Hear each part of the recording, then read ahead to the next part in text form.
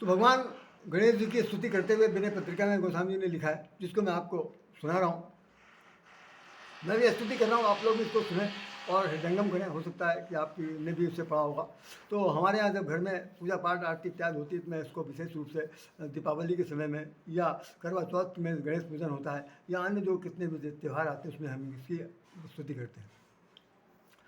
गाइए गणपति जगवंदन, गाइए गणपति जगवंदन, शंकर सुवन भवानी के नंदन, शंकर सुवन भवानी के नंदन, सिद्ध सदन गज बदन विनायक, सिद्ध सदन गज बदन विनायक, कृपा सिंधु सुंदर सबलायक, कृपा सिंधु सुंदर सबलायक, मोदक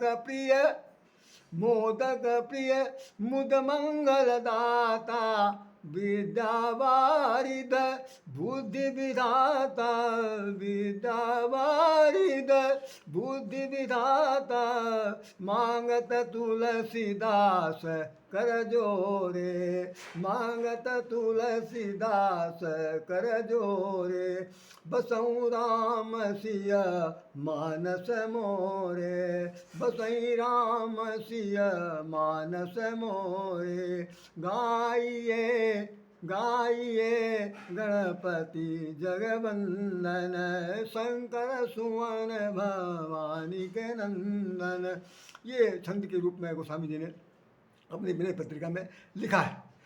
तो इसमें भी सबसे ज़्यादा लिखा हुआ सिद्ध सदन, सिद्धियों के सदन हैं, घर हैं, सिद्धियों के भंडार, सिद्धियों के धाम हैं, सिद्धियों के अपरंपार भंडार की कोई कमी नहीं। सिद्ध सदन गज बदन विनायक, जिसके सिर पर हाथी का सिर रखा हुआ है और विनायक हैं, बहुत बुद्धिदाता हैं, सिद्ध सदन गज बदन विनायक, कृपा सिंधु सुंदर सब लायक, सब प्रकार से सुंदर हैं, सब प्रकार से लायक हैं, सब प्रकार से योग्य हैं, सब प्रकार से वह हैं। और साथ साथ ये है कि जानते क्या, बुद्धि सिद्ध सदन गज बदन विनायक, कृपा सिंधु सुंदर सब लायक, मोदक प्रिय मुद मंगल दाता, विद्या वारिद।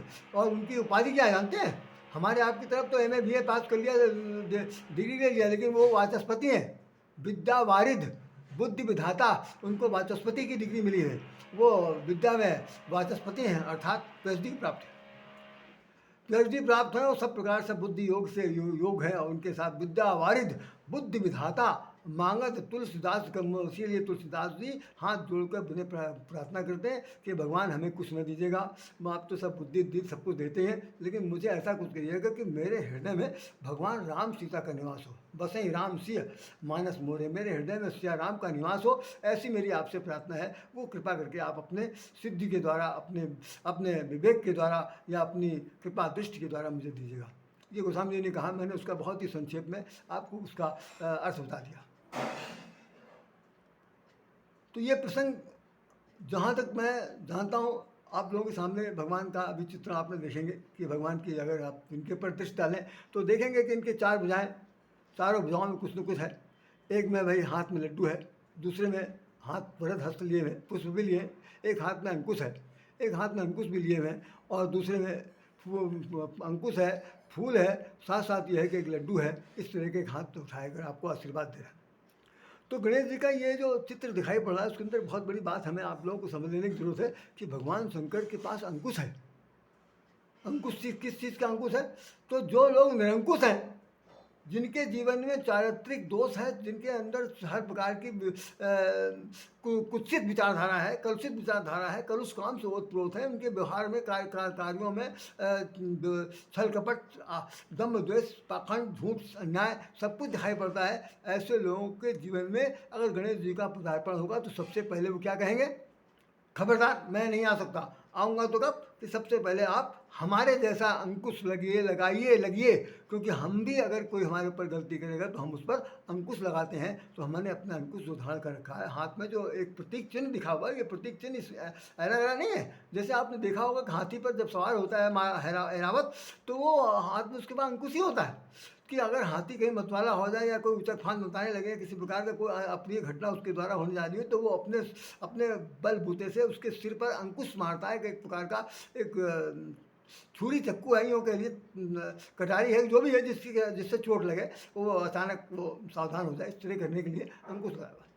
तो हमारे आपके जीवन में भी उछंखलता ना आने पाए, उदंडता ना आने पाए, किसी प्रकार का कोई वो उपद्रवकारी कदम न उठने पाए, और हमें भगवान बुद्धि दे, विवेक दे, विद्या दे, सब कुछ दें, और हम अपने आप में इतने समर्थवान हो जाएं कि उनकी कृपा पा करके हम अपने ऊपर अंकुश लगाना सीख जाएं। प्राय ऐसा होता है कि दूसरों के ऊपर अंकुश लगाने के लिए तो पूरी दुनिया, जिसको देखो उसको, हर आदमी एक दूसरे की गलती निकालने के लिए सबसे पहले अग्रणी बनता है। अरे हमें पता है, हमें पता वो आदमी कैसा है, क्या है, कैसा है, और आपको अपने बारे में पता है। अपने बारे में जो पता है वो किसी को नहीं पता। तो जो अपने बारे में पता है वो किसी को नहीं पता, तो कम से कम तुमको तो पता है भैया। तो तुम अपने ऊपर कितना अंकुश लगा पाए हो, ये बात करने का विषय है। सेल्फ ऑब्जर्वेशन करने की आवश्यकता है। यही बात सबसे बड़ी शिक्षा गोस्वामी जी के शब्दों में गणेश जी से यह हमें प्रेरणा मिलती है कि अपने जीवन में अंकुश लगाइए। किसी प्रकार का कोई भी ऐसा कार्य न करिए जो अप्रियता प्रधान हो, जिसको सुन करके, जिसको समझ करके, जिसके प्रभाव से दूसरे लोग का कष्ट पाएं, तो उसके लिए आप अपने ऊपर अंकुश लगाइए। चारित्रिक दोष है तो चरित्र पर दोष लगाइए। आपका मन बहुत चंचल है तो उस पर दोष लगाए। और मन तो भैया कहना क्या, उसको गीता में तो भगवान ने साफ साफ स्पष्ट लिख दिया कि वो तो इतना चंचल है कि वो किसी तूफान, आंधी से, तूफान से कम नहीं है उसकी गति। तो जिसकी गति आंधी तूफान जैसी है, उसका तो कहना क्या, वो राधेश्याम के पास भी, वो आपके पास भी है। तो बहरहाल मन की चंचलता को किसी तरह अचंचल बनाने का एक तरीका ये है कि हर समय दिल दिमाग से, बुद्धि से अंकुश लगाते रहिए। नहीं अंकुश लगाएंगे तो परिणाम भी बुरे निकलेंगे, वो सब आपको देखना पड़ेगा। फिर यही होगा कि आप कर्म को दोष देंगे और ये नहीं सोचेंगे कि आपने किया। गोस्वामी जी तो साफ साफ लिखते हैं कि नहीं को काहू का दुख सुख दाता।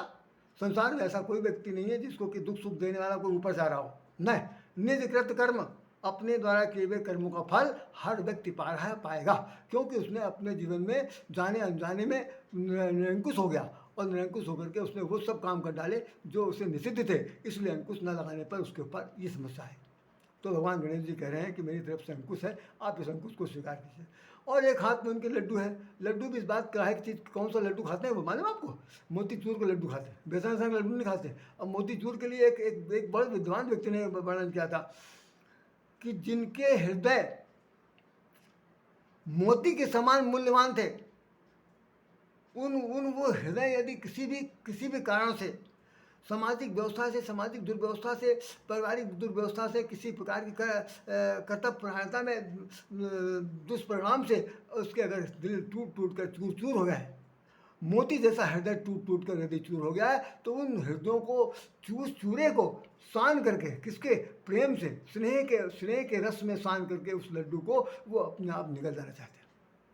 मोदक प्रिय, इसलिए यही मोतीचूर के लड्डू खा रहे हैं। अर्थात दिलों में जिनके टूट गए हैं, जिनके दिलों में दरार पड़ गई है, जिनके हृदय में किसी प्रकार का सांसारिक कष्ट मिला है, किसी प्रकार से आघात हुए हैं, उन आघात का उन्हें बर्दाश्त नहीं हो पाया और वो टूट कर बिखर गए हैं। उन बिखरे हुए मोतियों को, बिखरे हुए चूर मोतियों को इकट्ठा करके बांध करके प्रेम के रस से उसको सान करके लड्डू बनाना और उसे निगलना, ये काम अगर किसी के पास है तो श्री गणेश जी महाराज के पास। तो गणेश जी वो वही लड्डू खाते हैं, बाकी लड्डू मार्केट में जो मिलता है वो लड्डू नहीं खाते। आप लोग लाते हैं, हम लोग सब लोग लाते, खिलाते जरूर हैं। तो वो एक प्रतीक है। सच्चाई ये है कि मोती जैसा हृदय यदि टूट गया है तो चूर हो गया लड्डू को प्रेम के रस चाशनी में उसको सान करके खाना, ये गणेश जी का काम है। अब आप जरा वास्तविकता पर आइए कि गणेश जी अगर खाते हैं, लड्डू ही खाते हैं मान लिए, तो साथ साथ उनको एक प्रकार का रोग लग गया जिसका नाम मधुमेह है। तो मधुमेह के वो पीड़ित है और उन्हें जो दुखियारों के दुख को दूर करने की भी जिम्मेदारी दी गई है। तो ऐसी स्थिति में क्या है कि दुख भी दूर हो, कष्ट भी दूर हो, विघ्न हरण भी हो, और साथ साथ हमारा भी जो बीमारी है उसका हल हो। तो उसके लिए क्या है कि मोदक प्रिय मोदक मंगलदाता विद्या वारिद बुद्धि विधाता। तो विद्या वारिद है और बुद्धि के दाता हैं, मोदक उनको प्रिय है, तो उनकी बीमारी कैसे हल होगी? तो इसके लिए लिखा हुआ है, गजाननं भूतगणादिसेवितं कपितजम्ब फलुचारभक्षणम् उमासुतं विनाशविघ्नकारं विनाशविघ्नकारकं नमामि विघ्नेश्वर पदपाद पंकजम। तो कह रहे हैं कि वो विघ्न विनाशक भगवान गणेश जी क्या करते हैं कि एक हाथ में लड्डू रखते हैं, दूसरे हाथ में जामुन का फल लिए रहते हैं। जब वो फल चार भक्षण करते हैं, खाते वाते नहीं है, इतना खाते हैं कि जिससे कि लड्डू का जो उसका काट है, उसकी जो मिठास है, तो उससे कहीं शुगर पेशेंट न रहें या उनके मधुमेह की बीमारी अधिक न बढ़ जाए, इसके लिए वो साथ साथ वो भी वो चूर्ण भी लेते रहते हैं। कपूत जम फल चार भक्षण करते हैं। और देखिए उन्होंने खाने के लिए नहीं लिखा, भक्षण बड़ा अजीबो गरीब शब्द आता है। लोग कई बार कहते हैं घरों में, व्यवहार में, जाओ जाओ हमारा खा जाओ, भक्ष लो, खा लो जाए। तो भक्षणा एक अजीब सी शब्द है जिसमें कि, लेकिन यहाँ पर लिखा हुआ कि जल्दी जितनी जल्दी हो सके उसको खा लीजिए ताकि पच जाए और तुम्हारा ये रोग भी दूर हो जाए। अब आप ये देखिए तीसरे हाथ में वो आपने अंकुश के बता दिया, लड्डू का बता दिया और जामुन का फल दिए वो बता दिया। उसके बाद एक हाथ से वरद हस्त आशीर्वाद दे रहे हैं जो लोग उनके शरण में आए हैं। बहुत से ज़्यादातर इनका तो फोटो ज़्यादा छपती है, तो सबसे ज़्यादा अगर कष्ट किसी को मिला है तो हमने देखा कि चित्रकारों ने गणेश जी को भिन्न भिन्न रूपों में प्रकट किया, भिन्न भिन्न मुद्राओं में प्रकट किया, जो गणेश जी के लिए शोभा नहीं देता। लेकिन मैं कई बार हमने एक गीत भी लिखा था कि भाई क्या गणेश जी इतने सस्ते मिले कि जितना चाहो, जिस चित्रकार को जो चाहे, जो समझना है, जिस तरह उससे बना देता है। कम से कम उनकी भी मर्यादा को रखा जाए और चित्रकारी चाहे जैसी हो लेकिन बहुत सुंदर होनी चाहिए। अब आप हमारे साथ देखिए गणेश जी के साथ के बारे में कहा जाता है कि उनकी उत्पत्ति कैसे हुई। तो उत्पत्ति के लिए ऐसा कि किंवदंती कथा है, कहाँ तक सत्य है मैं नहीं ज़्यादा स्पष्ट कर सकता हूँ। लेकिन यह है कि पार्वती जी ने को स्नान करना है, भगवान शंकर बाहर गए हुए हैं और वो जब तक लौट जाएंगे उससे पहले वो अपना स्नान ध्यान कर लेंगी। तो उन्होंने अपने शरीर के मैल से एक पिंड बना दिया था और अपने चौखट पर रख दिया था। उस पिंड में प्राण फूंक दिए थे और कहा था कि अगर यहाँ पर जो कोई भी आता है तो उसको घर के अंदर आने मत दीजिएगा। यही इस बात ऐसी बात आती है। और गणेश जी बिल्कुल मुस्तैदी से खड़े हैं कि भाई कोई अंदर आने पाए ना आने पाए। भगवान शंकर आए और उन्होंने कहा मैं अंदर जाना चाहता हूँ। तुम कौन हो? कह रहे मैं माँ, मेरी माता जी अंदर स्नान कर रही हैं, आप बाहर, आप कौन है, आप कौन है? तो दोनों के बीच में संघर्ष हुआ और संघर्ष में बताते हैं भगवान शंकर ने क्रोध में आकर उनका सिर काट दिया। अब सिर काट दिया, इसके बाद वो अंदर जब घुसे तो पार्वती जी ने कहा आप अंदर आ कैसे गए? हमने तो अंदर एक पहरेदारी के रूप में अपने पुत्र को रख दिया था। तो भगवान शंकर ने कहा तुम्हारा पुत्र? ये क्या कह रही हो? तो उन्होंने कहा मैंने अपना पुत्र, अपना उसे एक जीवन दिया है, एक उसके अंदर प्राण फूके हैं और तुमने उसको मार डाला, हमें उसे जीवित करना है। जैसे भी उसे जीवित कर दिए। भगवान शंकर बहुत पशुपेश से फंस गए और वे तुरंत भागते हुए गए। तो कह रहे हैं कि जंगल में जो सबसे पहले प्रसव पीड़ा में जो नवजात शिशु पैदा हुआ था, इनोसेंट बच्चा पैदा हुआ था, वो हथनी का था। वो हथनी का सिर काट के ले आए, लगा दिया। बहुत से लोग कहते हैं कि भाई हथनी का हाथी का सिर क्यों लगाया गया? तो आप जरा सोचिए, घोड़े का सिर लगा नहीं सकते, घोड़ा बहुत वेगशील, बहुत तेज दौड़ेगा। हाँ हाँ, हम और वो शेर का सिर लगा नहीं सकते क्यों? वो हिंसक पशु है, उसके मस्तिष्क के अंदर हिंसा की भावना भरी हुई। अन्य किसी जानवर का लगा, गधे का लगा दें और किसी का लगा दें तो ठीक नहीं। और तो उन्होंने सबसे बड़ा चुना कि विवेक का स्वरूप जो है वो हाथी के पास है। कि हाथी की सबसे बड़ी विशेषता ये कि चाहे कुत्ते कितने भुगते रहें, हाथी अपने मतवाली चाल में चलता रहता। तो भगवान गणेश जी के लिए, गणेश को वो विवेक के देवता है। सारी सृष्टि में विवेक की देवता हैं, लेकिन के विनाश आ गए, इसलिए हाथी के सिर को वहाँ पर लगाया गया और शैल क्रिया की गई। लोग बहुत से पूछते हैं। अब एक इस संबंध में एक सज्जन ने अभी हाल में कहा था, बहुत नेक, बहुत नामी महात्मा है, बहुत ही प्रसिद्धि प्राप्त है, मैं भी उनके साथ प्रणाम कर रहा हूँ। जरा हंसी मखौल वाली बात करते हैं, वो श्री रविशंकर जी महाराज। उन्होंने एक एपिसोड जारी हुआ उनका 2-3 मिनट का, उसमें किसी ने भेजा जो हमारे हिंदू धर्म का विरोधी है। उसने कहा देखिए ये क्या कह रहा है, कहीं मैल से कोई बच्चा पैदा होता? मैल से बच्चा नहीं पैदा होता। लेकिन यहाँ पर पार्वती जी ने अपने शरीर के मैल से कर दिया। मैं आपको बता दूं कि मैल, यहाँ पर मैल का तात्पर्य मैल बिल्कुल नहीं है क्या चीज़? रामचरितमानस में लिखा हुआ। जब उन्होंने साफ साफ बता दिया कि आदि है अनंत है, इनके लिए इनकी कोई उत्पत्ति का दूर दूर तक कोई साक्ष्य नहीं है, तो ऐसी स्थिति में कौन से थे कि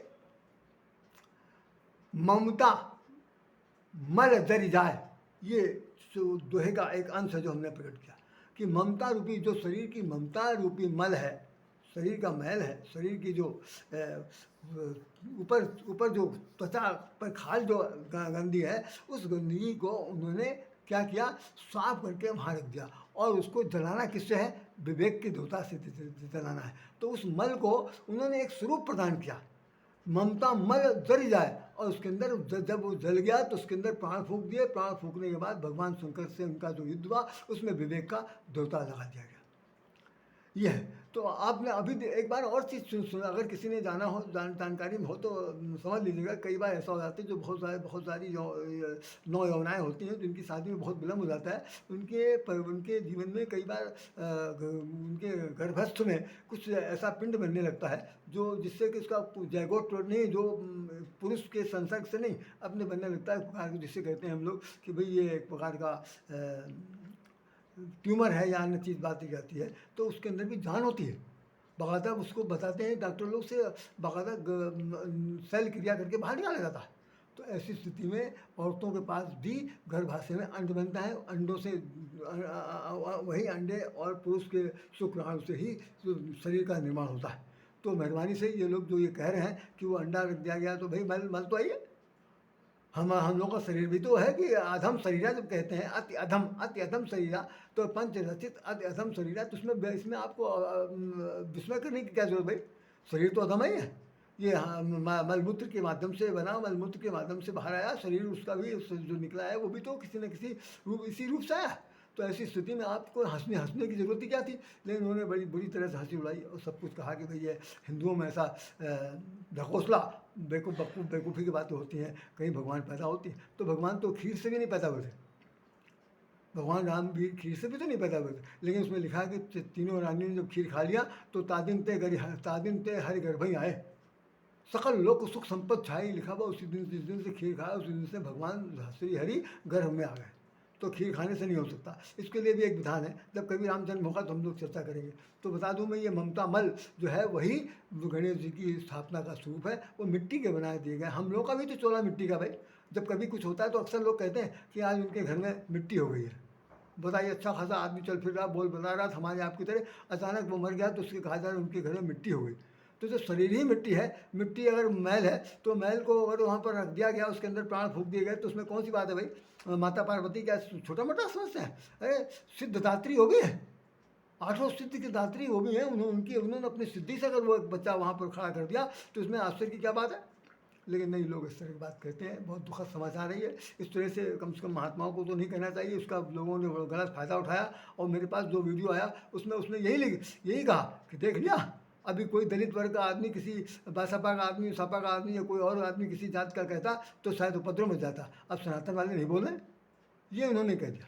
मुझे तो बड़ा अजीब सा लगा कि भाई ना सनातन है, ना सनातन है, ना कोई धर्म है, ना आर्य है, कुछ नहीं। अरे भाई, उन लोगों के जीवन की जो घटना थी सामने है, और वो गणेश जी की उत्पत्ति के लिए रामायण का सबसे बड़ा उदाहरण दे दिया गया कि भाई वो अनादि है। तो भी उसमें ये क्या मान दो, वो तो एक प्रतीक चिन्ह के रूप में दे दिया गया, और उसका एक स्वरूप बता दिया कि ममता मल और जल जाए। हमारे आपके जीवन में ममता रूपी मल का जल जाना ही विवेक की प्राप्ति करना है। यही श्री गणेश की उत्पत्ति का बहुत बड़ा उदाहरण है। ममता रूपी मल का विवेक के द्वारा जल जाना ही सबसे बड़ी सिद्धि प्राप्त करना है। यही गणेश की उत्पत्ति का उदाहरण है, बाकी शेष कुछ नहीं है। और यूँ कही शंकर स्वन, तो ऐसे तो हनुमान जी के लिए कहा जाता शंकर स्वन, भवानी के नंदन है तो शंकर स्वन केसरी नंदन, तो स्वन तो दोनों जगह आया हुआ। तो भगवान हनुमान जी की उत्पत्ति अगर भगवान शंकर उसके कारण कारक है हनुमान जी, तो गणेश जी भी तो शंकर स्वन के लिए हैं। तो ऐसी स्थिति में ये मान करके मत चलिए, ये बहुत बड़ा विराट स्वरूप है। इसमें कहने सुनने से ज़्यादा लाभ नहीं मिलेगा, सिवाय उसके कि मत भ्रम होगा, तरह तरह की परेशानियाँ बढ़ेंगी, और लोग कई बार विश्वास करेंगे, कई बार विश्वास नहीं करेंगे। तो आप लोग विश्वास कीजिए, समझिए और उसके बाद गाइए। हम भी आपको एक इसके कहीं कहना चाहेंगे कि भगवान का, गणेश जी की मूर्ति को देखने के बाद एक ही प्रार्थना है कि हम अपने ऊपर अंकुश लगाएं। अगर अंकुश नहीं लगा सकते तो गणेश जी की पूजा करना बिल्कुल बेकार है, कोई फ़ायदा नहीं। उनसे सबक सीखना है तो आपको लगाना है। हम अपने किताब का एक पद, ये हमारी पुस्तक है तस्मै श्री गुरुवे नमः भाग 2। इसमें गणेश वंदना हमने लिखा है, उसको मैं सुना रहा हूँ आपको, बहुत गौर से सुन लीजिएगा। जय गणपति जय जय जगवंदन, जय गणपति जय जय जगवंदन, सिद्ध सदन सुर मुनि मनरंजन, सिद्ध सदन सुर मुनि मनरंजन, जय गणपति जय जय जगवंदन, प्रथम पूजनीय लोक निरंजन। लिखा है रामायण में, प्रथम पूजित राम प्रभाव, प्रथम पूजित राम प्रभाव, सबसे पहले उनका नाम ही इतना प्रभाव, प्रथम पूजित नाम प्रभाव, अपने नाम के प्रभाव से संसार में उनका पूजा की जाती है। और ऐसा कहा जाता है कि भगवान शंकर, एक बार ये हुआ कि देवताओं में सबसे पहले किसकी पूजा होनी चाहिए, तो जो पृथ्वी की परिक्रमा करके आ जाएगा। तो पृथ्वी माता है हमारे भगवान शंकर, पार्वती जी माता पिता है। भगवान शंकर ने, भगवान गणेश जी ने सोचा कि भाई इधर उधर जाने से अच्छा है हमारे पास तो जो साधन है वो चूहा है, चूहा कितनी दौड़ लगाएगा, पृथ्वी इतनी बड़ी है, ऐसी स्थिति में हम माता पिता की परिक्रमा कर ले रहे हैं। उन्होंने माता पिता की परिक्रमा कर लिया। दूसरा उदाहरण उसमें लिखता है कि नारद जी परिक्रमा जब करने चले तो राम वो मिल गए नारद जी रास्ते में। उन्होंने कहा कहाँ जा रहे हो भाई, इतने बड़े बुद्धिशील व्यक्ति आप राम लिखे, राम लिख करके चारों तरफ परिक्रमा में, सारे संसार में सिया राम में सब जग जानी, सारा संसार राम में है, इसलिए आप राम लिख करके उसकी परिक्रमा कर लीजिए, आपकी परिक्रमा पूरी हो गई। भगवान गणेश जी ने राम की परिक्रमा कर ली, माता पिता परिक्रमा कर ली, और सारे देवता जो जहाँ थे तहाँ ठहरे रह गए। आखिर में ये घोषणा हो गई कि गणेश जी प्रथम पूज्य थे। जानकी जी का जब विवाह हो रहा था, विवाह में बाधा आई, नहीं हो रहा था, तो उस वक्त उन्होंने भी लिखा है कि हम अपने सारे पुण्य आपको समर्पित करते हैं, कृपा करके हमारे ऊपर हमारे ऐसा कुछ कीजिए कि धनुष टूट जाए। अंदाज लगाइए कितना विघ्न बाधाओं को हरण करने वाले हैं गणेश जी है। तो उसमें हमने लिखा है कि प्रथम पूजनीय लोक निरंजन, शंकर पार्वती के नंदन, सुख जय सुख रंजन जय दुख भंजन, जय सुख रंजन जय दुख भंजन, सकल भुवन करताय अभिनंदन, सकल सुभुवन करता सकल भुवन करताय अभिनंदन, रिद्ध सिद्ध के दायक भगवन, विघ्न विनाशक जय जय भगवन, जय गणपति जय जय जगवंदन, हे बुद्ध विनायक जय जय सज्जन विद्यावारिध, जय मनरंजन जय गज बदन, सकल भय बंधन,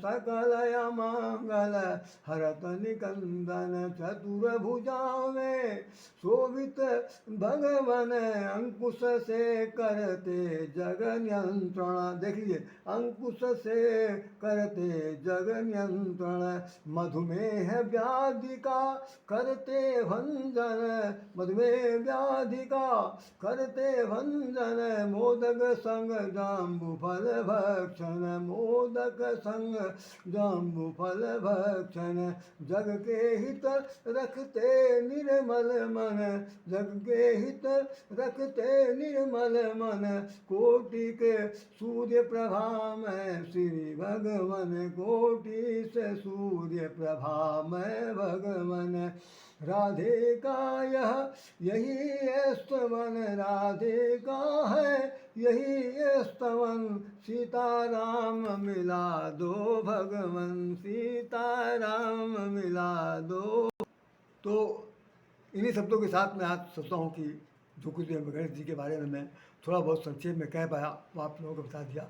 सबसे बड़ा यह है कि हमसे हमारी तरफ से कोई त्रुटि गलती हुई हो तो आप सब लोग क्षमा कर दीजिएगा। गणेश वंदना, गणेश की पूजा, गणेश का स्मरण हर काम में होता है। आप भी करें, आप भी जानें, समझें, बूझें, और वास्तव में ये न समझें कि ये गणेश जी की उत्पत्ति किसी शारीरिक भोगवृत्ति से हुई है। नहीं, वो अनाद है, अनंत है, अनेक अभेद है। और भगवान, मैं तो कह रहा हूँ कि भगवान विष्णु ने ही अपने स्वरूप का एक परिवर्तित रूप दिया है जो इस प्रकार है, जिसको माता पार्वती जानती थी, तभी उन्होंने मल के द्वारा ये निर्मित करके दिखाया, उसमें प्राण फूके। और इसी प्रकार